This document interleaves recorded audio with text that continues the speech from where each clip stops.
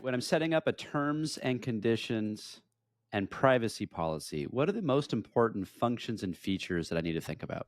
A good way to think about terms and conditions, sometimes called terms of use or terms of service, depends on what kind of company you're running, is that they're essentially a customer agreement for companies that have web or app-based platforms or any type of platform where people can essentially unilaterally come and start using your product or service without really having to engage with you and negotiate an agreement. Oftentimes you see them in B2C companies, you can see them in B2B companies as well.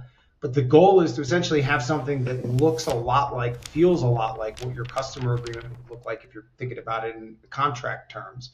And that covers a lot of the rules of the road, right? If you're going to come to a company and sign up, are you going to set up an account? What information do you need to post? If you're able to post data to the website or share things with other users, what can the company do? What are the limitations of liability that the company has vis-a-vis its users to what you're going to be providing? So it can take on many different types of iterations.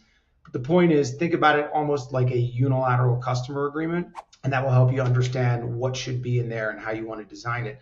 The privacy policy tells users what you're going to be doing with data that they're giving you, how you're going to store it, how you're going to use it, if you're going to use it. And obviously, as companies grow and once they're larger, if they're in the US and they become subject to CCPA in California, or if they're operating in the EU, GDPR, that will become a more and more important document because you'll have to think about compliance terms and things that you might need to build into both those terms and the operations of the company as it relates to the data that you're using and storing. And that's the way to think of those two documents, is essentially the rules of the road / customer agreement for people that you're going to be providing your product or service to.